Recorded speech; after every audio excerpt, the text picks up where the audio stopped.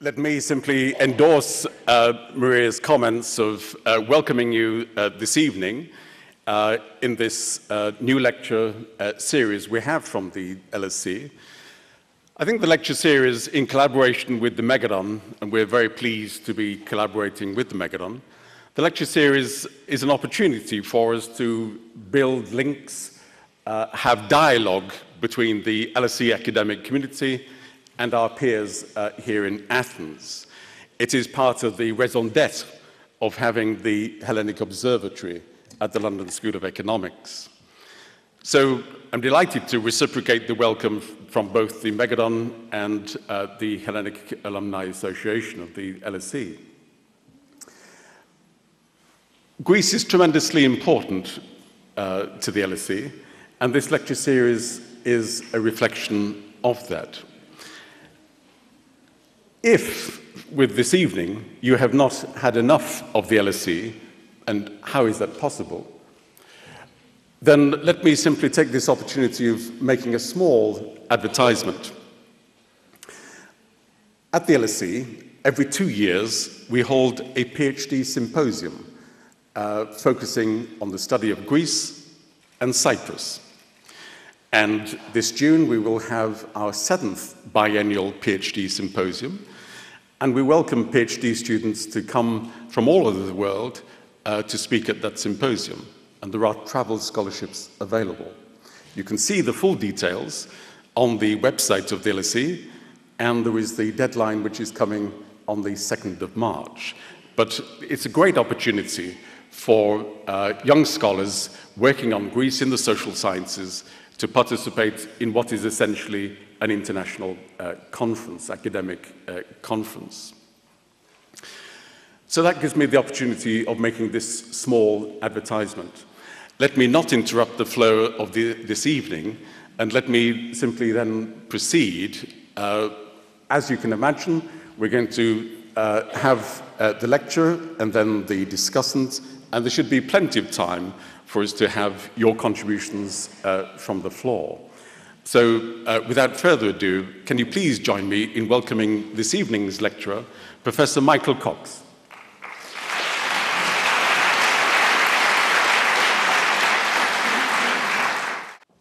And as this is a musical hall, I'm not going to be singing.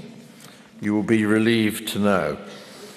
First of all, thank you for those very generous words of welcome. And congratulations on this new cooperative adventure. They always tell me that the Greek gods believe in omens, and if the weather is an omen here tonight in Athens, I'm not sure what the future will bring. All I can tell you is it's colder than London. Anyway, it's wonderful to be back in Athens. I was here before with some friends I met earlier on. It's wonderful to meet them, and I'll be back here again in June. So I'm becoming an Athenian.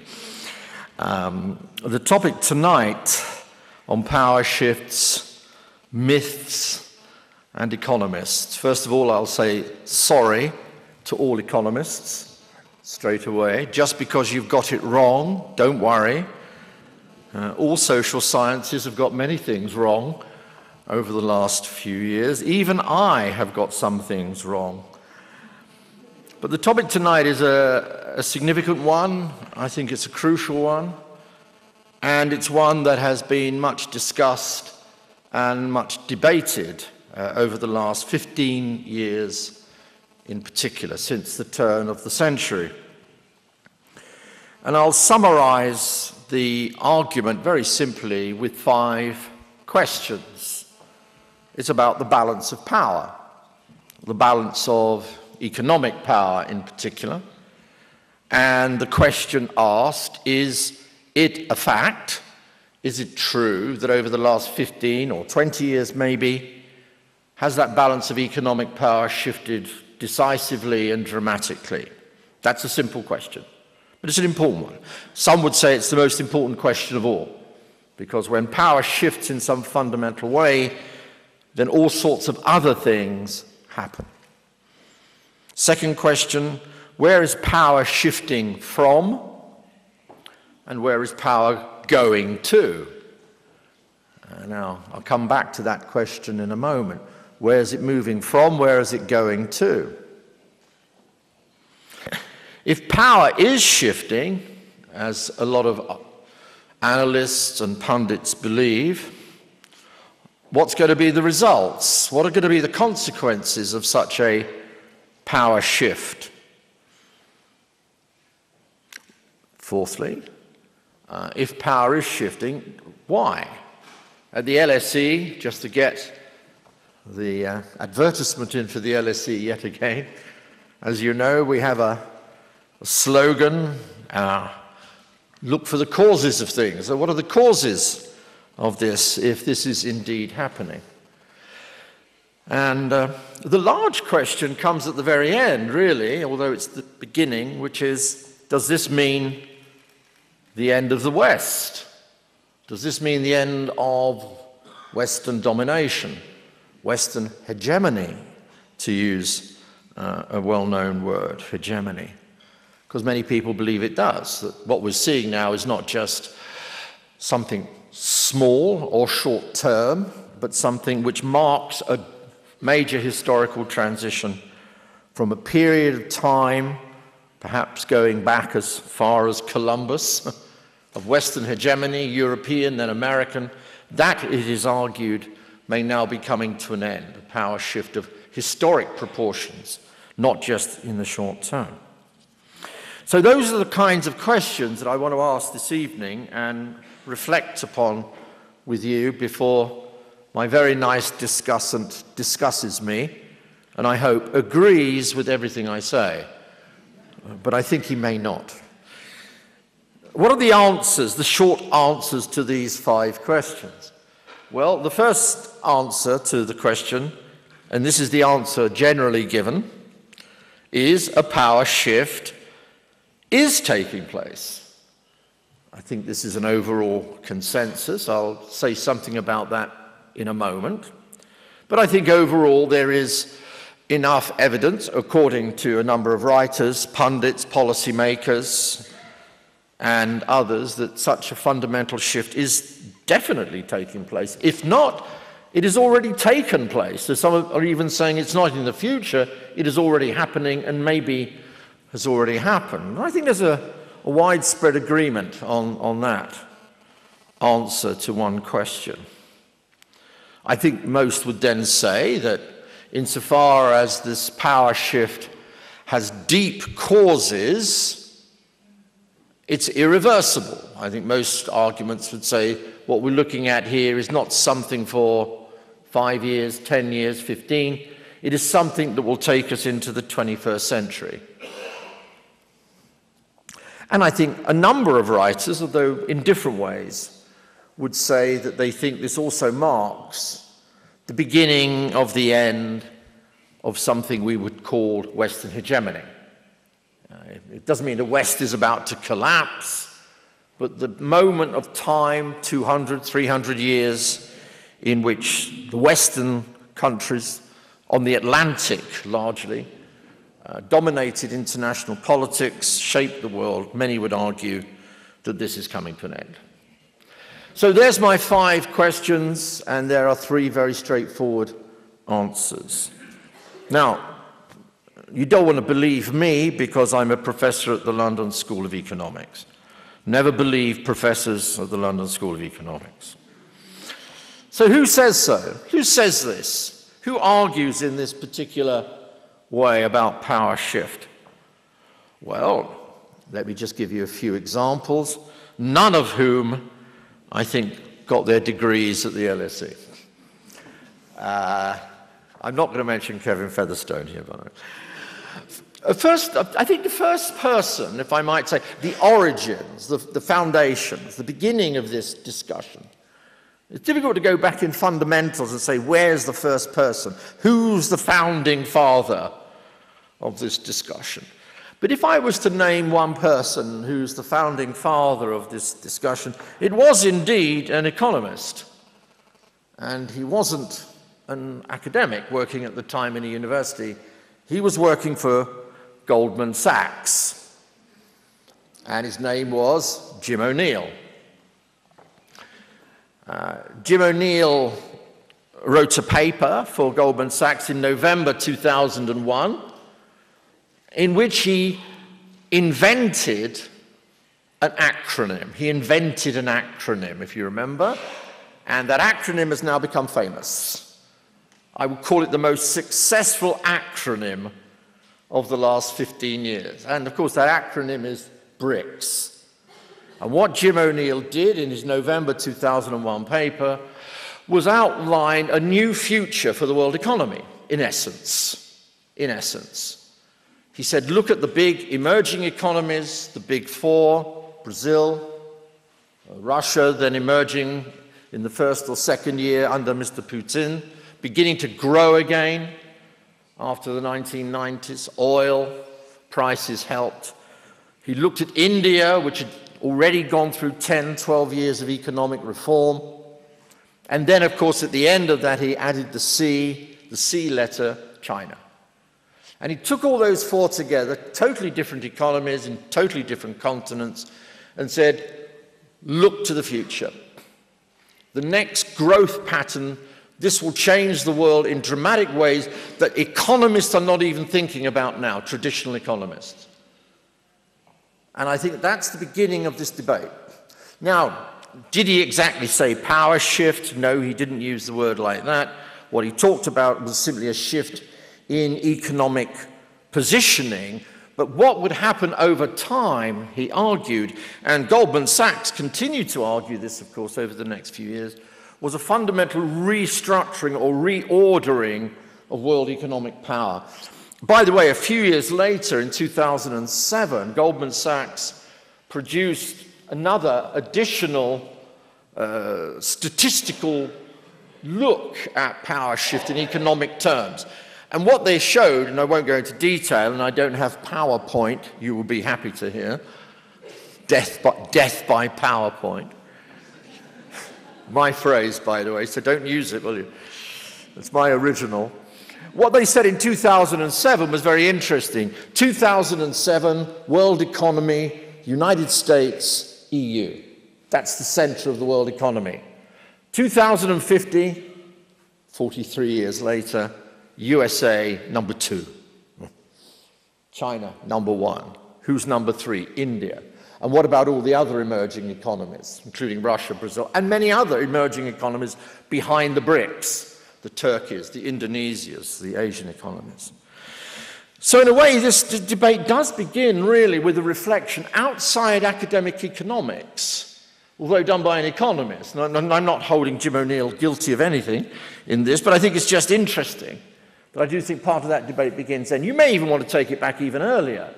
But I've looked at this in quite detail, and there's not many people who are arguing like Jim O'Neill does in November 2001. It's quite an innovation. It's quite an innovation in terms of conceptualization. I don't want to be too nice about Jim O'Neill, so I'll stop now.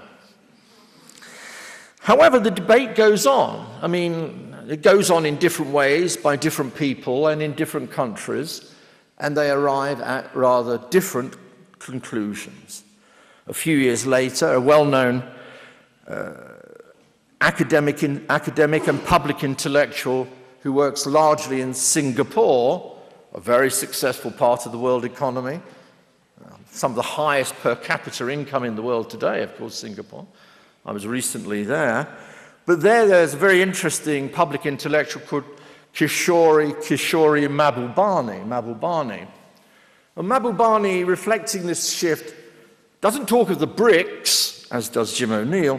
He talks of Asia. It is Asia that is going to shape the 21st century, not Europe, not the transatlantic. This is a big shift.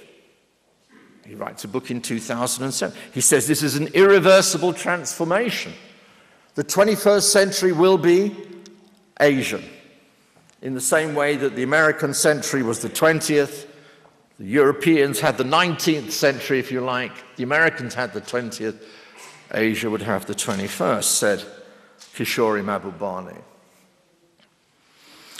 A year later, a well-known pundit who writes and broadcasts on international affairs and international economics, Fareed Zakaria.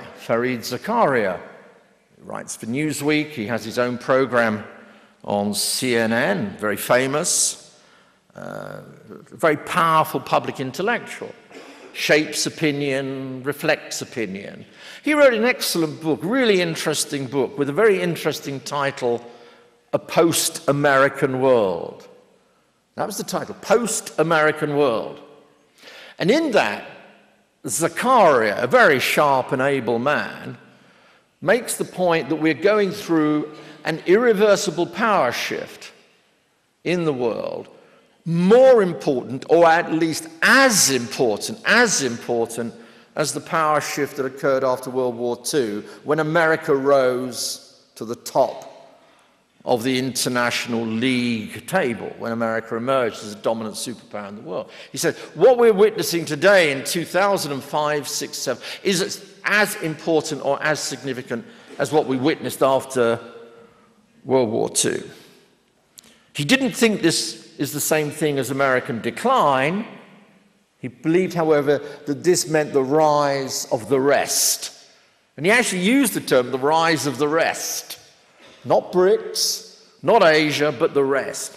In a sense, he says that the real important result of the end of the Cold War and the collapse of five-year plans and the emergence of globalization, something that Craig Calhoun was talking about last week, that globalization wasn't just a victory for the West, as the West then thought. The end of the Cold War opened up possibilities for everybody else to participate in an emerging, expanding, reforming, expanding world economy. So it wasn't just a narrow victory for the West, as many said at the time. It was also opened up the doors for the rest to begin to emerge, including, of course, Brazil and China, but also adding to that, Turkey, Indonesia, etc., etc. In the same year, or just a little bit later, a friend of mine who worked on China for many years, he'd been writing for 10 years, finally brought out his book on China, a man called Martin Jakes, and he brought out a book, I think, in 2008, 2009, and I asked him about this later on. Martin, I said, is that the title of the book you wanted? He said, oh, yes. I said, are you sure? He said, definitely. I said, it's the publishers want you to sell a lot of books. No. That's the title of the book. What was the book about? China. What was the title of the book? I almost know the song. When China Rules the World. When China Rules the World. And in this book, Martin Jakes, by the way, interestingly, a member of the old British Communist Party, for over 20 years. Think about that. That's an interesting question. I don't know if there is a connection. Maybe he lost the Soviet Union and found China. I don't know. Lots of people lost the Soviet Union and seem to be finding China today as their new model. It's an interesting question to be asked, at least. Anyway, what Martin said in his very, very popular book, and it's very popular in China, you will not be surprised to hear. I won't go into too much detail.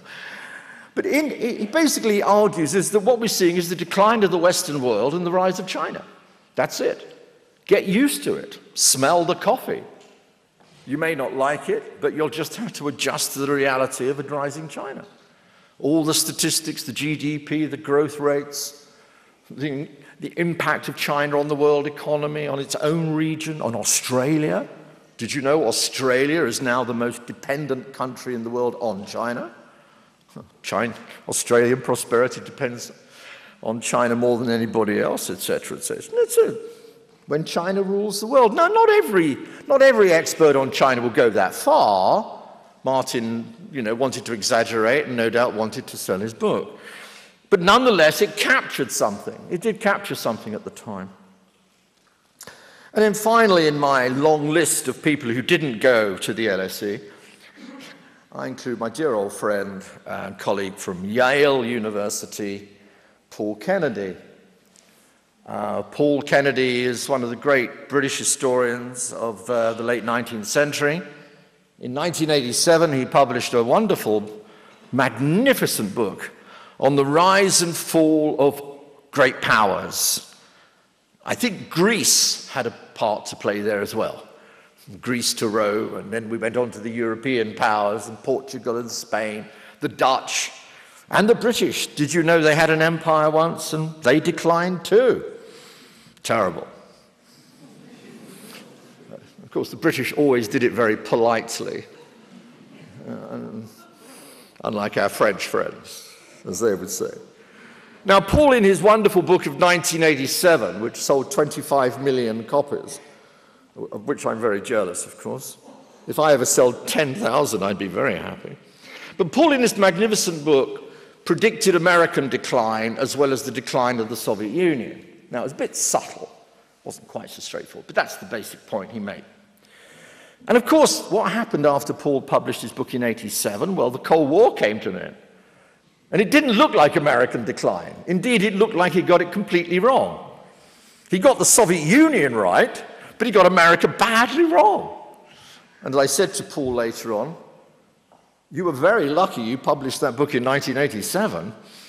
If you published it in 1991, you may not have sold so many copies. Oh, don't worry about it. In the end, said Paul, I will be right. In the end, history will catch up with me. And guess what? Paul, who's a magnificent man, terrific historian, 2010, he writes a wonderful little article, The Decline of the West. Again, said, look, I was wrong back then, a little bit wrong. Timing was not quite right. But I've been proven right in the end. That the new changes in Asia, particularly of China, the fundamental problems facing the West after the crisis, all this indicates that we're seeing not just the rise of the rest, a la Zakaria, what we're also seeing is the decline of the West. He says you can't have one thing and not the other. If you have decline of one, you've got relative rise of the other, and relative rise of one means the relative decline of the other. You know, you can't have it both ways. That was his argument. So who says so about power shift? Well, Jim O'Neill says so, BRICS. Mahbubani says so, Asia. Zakaria says so, the rest. Martin Jakes says so, China. A decline of the West. Now, it's clear that not everybody's talking about exactly the same thing. It's obvious. You know, I mean, where is it going to? We know we are told, at least it's moving away from the West. Where's it going to? And we have four answers to that. We either have a BRICS answer, we have an Asia answer, we have the rest answer, or we have the China answer, which by far is the most favored, is the most popular. It's the one that will sell you most books, without question. A kind of China obsession has overtaken many people in the West, I think. So there's subtle differences. Where is it going? Why is it going? Well, again, we can have debates about that. I think for most people it is inherent in globalization. Globalization, in an ironic way, creates inequalities, but it also makes for possibilities. And it does both. You know, life is complex. Reality is both A and B, not A or B. And globalization thus creates both the conditions of growing inequality, as recently has been shown by the work of Piketty and others. On the other hand, it creates the possibilities of opening growth. And of course, in that sense, reforming big economies or new economies, emerging economies, have seized the possibilities inherent in globalization. So there's one answer. It's, in a sense, the benefits of globalization extended around the rest of the world over time, of which emerging economies, especially China, has taken advantage. Of course, you may want to argue this not in terms of the generalities of globalization. You may want to argue this in terms of the rise of China. And of course, there's an enormous literature out there on China. Most of the books, in my opinion, are not very good. Some are outstanding. But everybody has to be a China expert today, by the way, I've noticed, including me. And I don't even pretend to be one. 15 years ago, we had to be experts on terrorism. Now we've got to be experts on China. So you can explain it in terms of China's rise. That's the new kid on the block. That's the new big one. Forget the rest. Forget Russia. Forget Brazil. Ignore India. Just focus on China. That's where the action is. After all, China is bigger than the other BRICS put together. It's the significant player. Take the C away, and BRI doesn't add up to much. It doesn't even sound very good in English, does it? BRI. Only sounds good as a brick. So it's really about China. It's a China story. It's really a China story.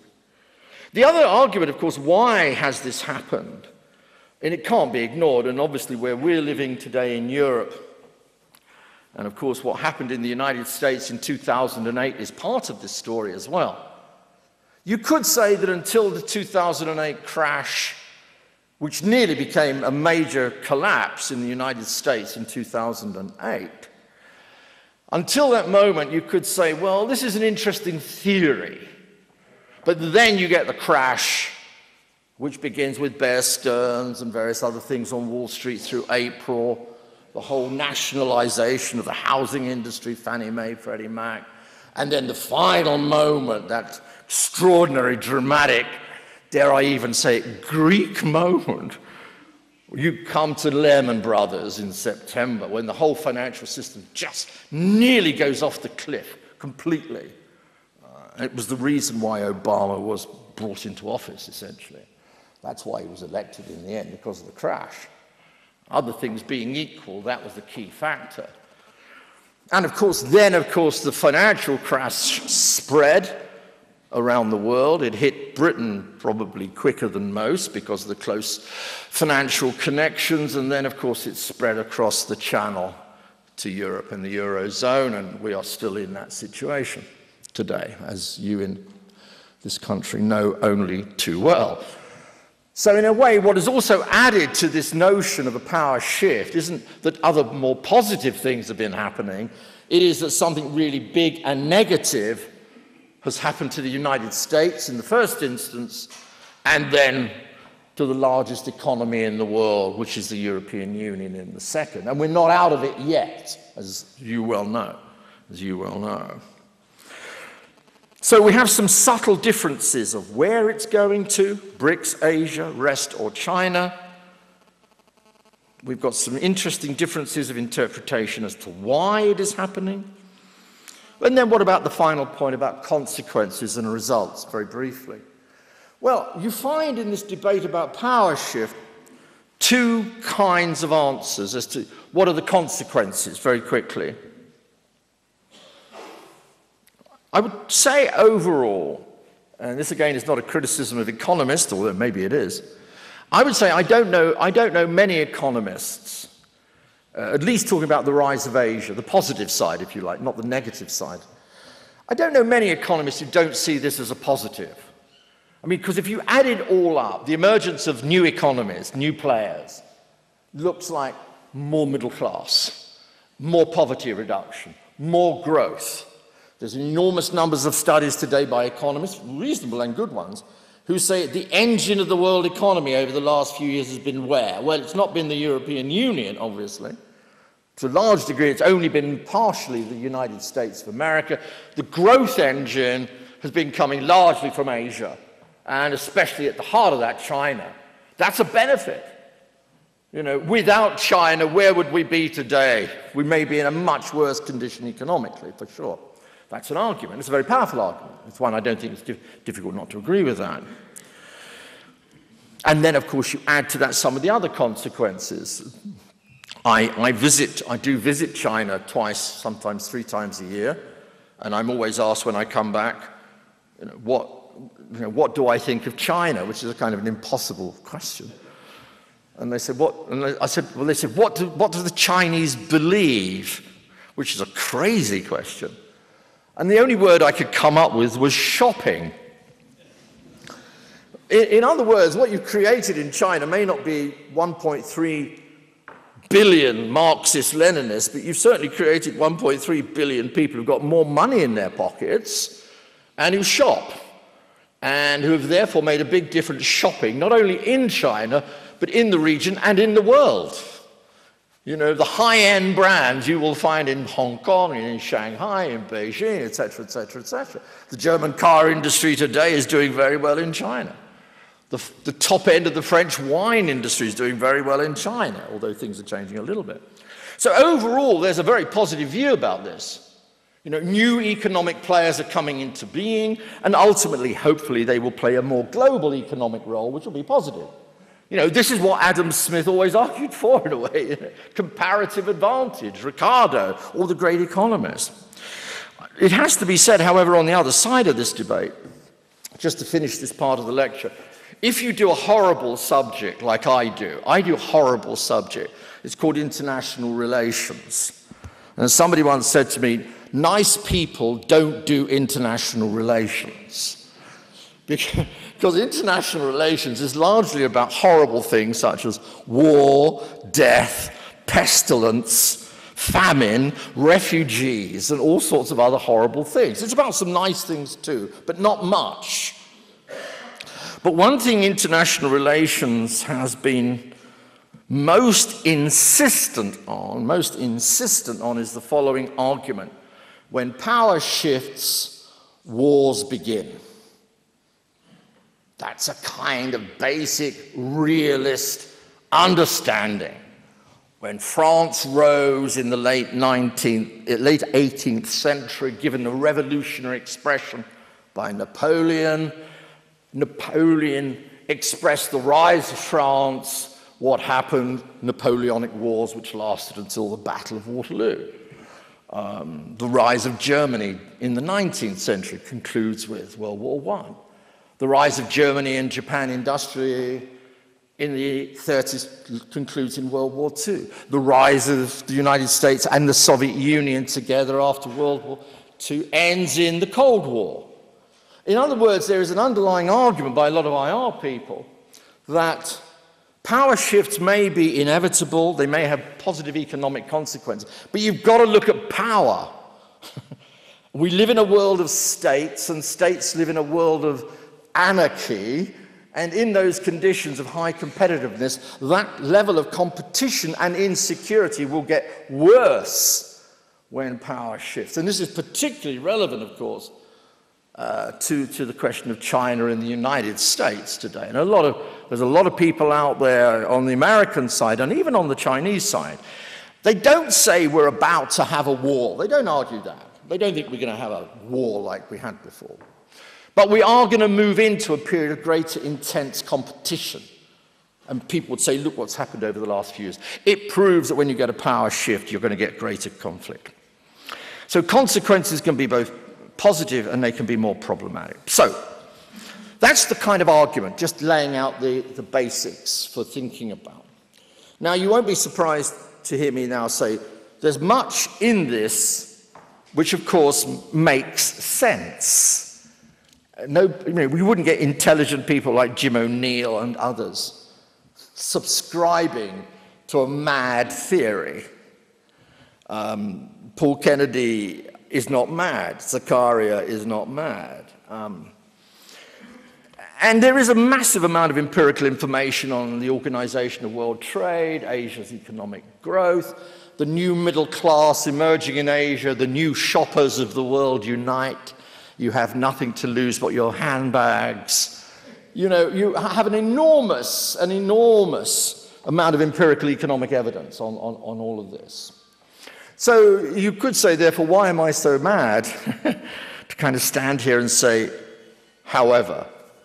And this is my however moment, very, very quickly. And I'll run through these arguments without going into too much detail, but I'll give you the bare outlines of what I'm going to say in the next 5 minutes and then hand over to George to destroy me. I suppose the first question I always ask, and this is, again, maybe because if you are at a university or school like the LSE, you like to have a criticism, you like to have an argument. It's what makes the school interesting. So I suppose I have to ask the clear question, well, can I find evidence to demonstrate something different? The demonstration of any decent theory, I have been told by some philosophers, is not is the theory true because you have evidence to demonstrate it is true, it is because you can demonstrate evidence to show that it may be false. A man called Karl Popper put forward that argument many, many years ago.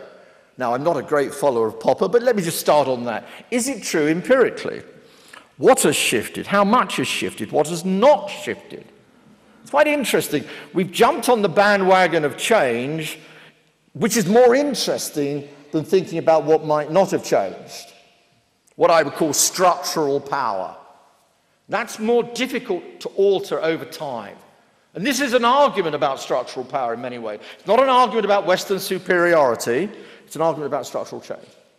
And how much has actually happened as opposed to what has seemingly happened, or in a sense it's empirically happened in terms of the ways I've already outlined. The first thing I always argue in this debate is the rise of China has to be set alongside the continuing power of the United States of America. There's been an ongoing debate for many years now about American decline. Paul Kennedy was engaged in it. I go back to the 1960s, so when I was a good old leftist in the 1960s, we all thought America was in decline. The Vietnam War proved it, didn't it? Well, no, it didn't, actually. Then we thought it was going to decline further. Then Ronald Reagan came into office. And then we thought America was still going to decline. And guess what? The Soviet Union collapsed, just to prove us completely wrong. And then in the 1990s, the United States proved it wasn't in decline by having 8 years of continuous growth and a period of expansion in its relative power in the world, actually, which is remarkable. Now, it's certainly the case that the US has moved through some very difficult moments over the last few years. The Iraq War, the 2008 financial crisis. I would still, however, hold to the argument, one that not everybody agrees with, but so what, that US power is still formidable, both militarily in terms of its soft power.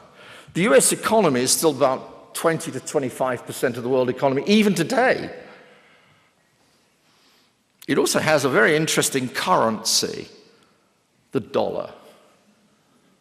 As dear old President Nixon once said, my friends, the dollar is our currency, but it's your problem. Dollar power is significant. He who prints the currency of the world has a lot of power. The same problems of debt that hit Greece don't hit the United States. And there's a reason for that. Because if you print the currency, you own the currency. You don't want to devalue the currency, but nonetheless, dollar hegemony. The great French president, and I don't mean Sarkozy, I mean General de Gaulle. Thank you. Kevin was getting very worried there for a minute. General de Gaulle talked about the exorbitant privilege of the dollar. The exorbitant privilege of the dollar. It's still there, and it hasn't changed. I'd even take another simple indicator, but it's not unimportant. Who wins Nobel Prizes and why? Just chart the numbers of Nobel Prizes won in what I call the hard sciences, not in peace, not in literature, although we need peace and we need novels and poets. My grandmother was Irish, so I'm a great believer in literature. Well, look at the number of Nobel Prizes awarded in the US. It's still remarkable. It's really remarkable. This is an indicator of something, that something's going right. The innovative character of the US economy. Moreover, this may be something that economists don't get. What the United States is particularly good at is having allies. Alliances are very strange beasts. But if you can attract people to you because you need America as much as the Americans need you, then that gives you a huge global reach. And not surprisingly, we still find NATO is still there. It hasn't gone away. It's still the biggest, largest political military alliance in the world. And by the way, in Asia, Asian countries, with the two exceptions of North Korea and China, want more America in Asia, not less. So my general argument here very quickly is don't write the Americans off in any of the... And by the way, I'd also add to this two other quick things. Don't write the transatlantic economy off. There's been so much written on the rise of the Asia-Pacific economy, much less written on the transatlantic economy. And I've done some work on this, and it's still the most important area of foreign direct investment, on a whole range of other high-end, what I call the high-end market, which of course, by the way, includes some massive European firms. In this whole talk of the Euro crisis, we still forget how many world-class firms, world-class universities, world-class institutions exist in Europe. You wouldn't get this from the headlines. You'd think, you know, it's a kind of end of civilization headline, but it's not like that at all.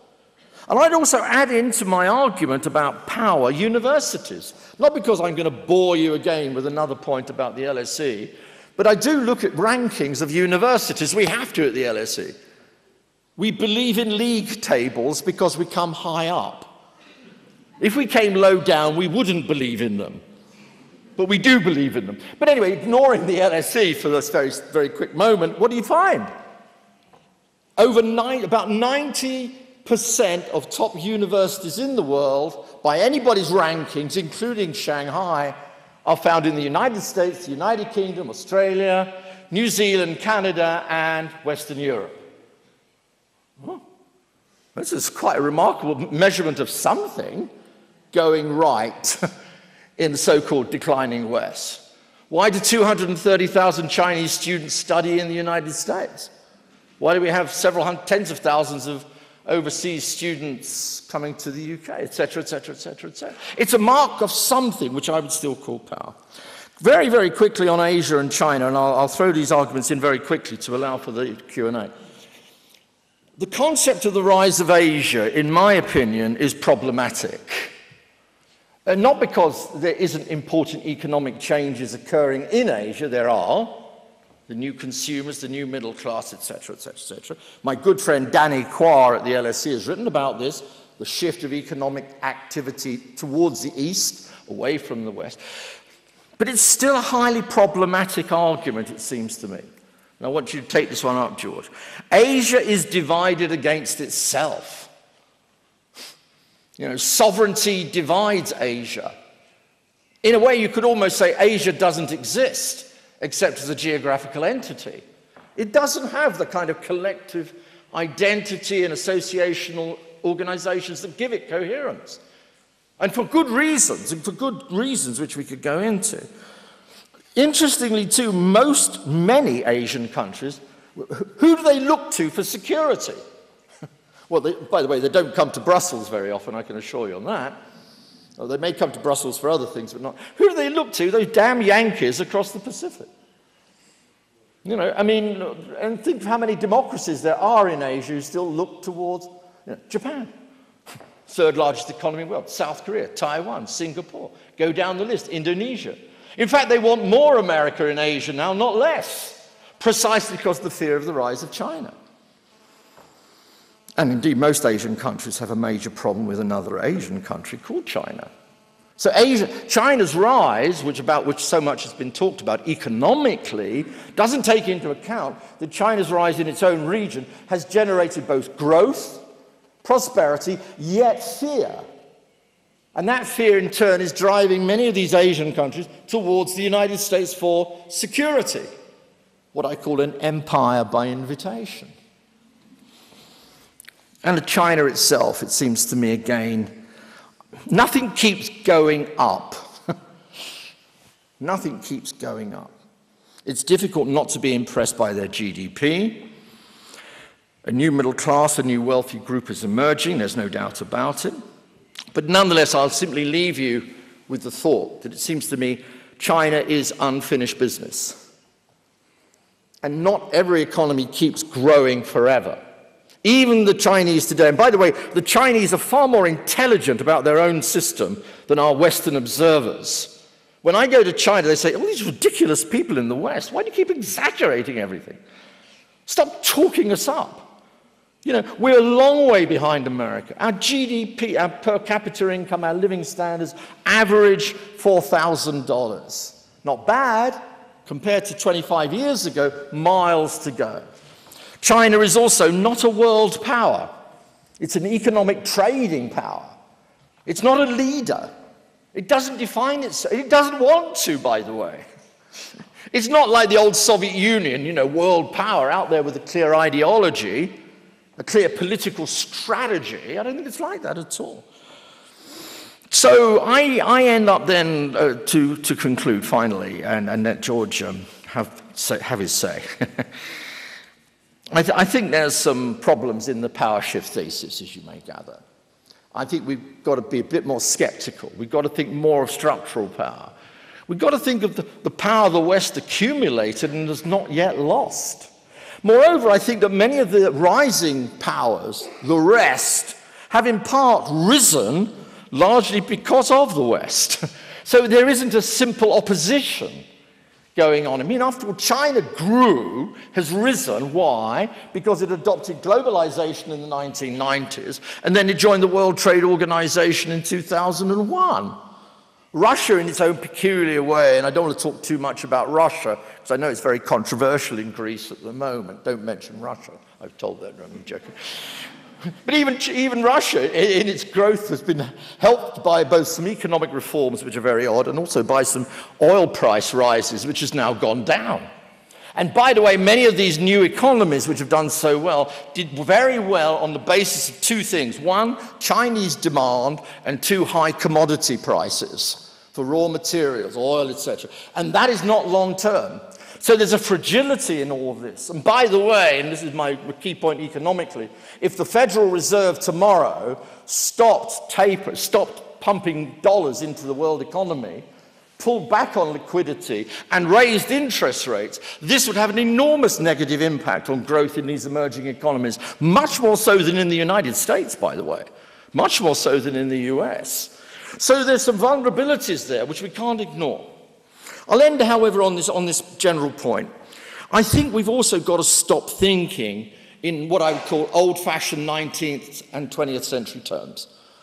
The rise of some is the decline of others. The decline of some is the rise of others. You win, I lose, you lose, I win. Now, that did happen in the 18th and 19th century, and to some degree, you could obviously say it happened in the 20th. We wouldn't have had World War II.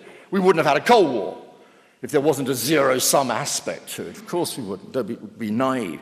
I think, however, the world we're living in now, and it goes back to what Craig was saying last week, in part about globalization, the levels now of interdependence are such that we either all win or we all lose together. We all win or we all lose together. China would not have risen without America opening its market. The West needs a strong, economically dynamic China. Without a strong Asia, the European economies are in trouble. European economies in trouble means problems for Asia, and it means for China. And by the way, I should also add another point here. Europe and Russia are closely interconnected too, economically and politically.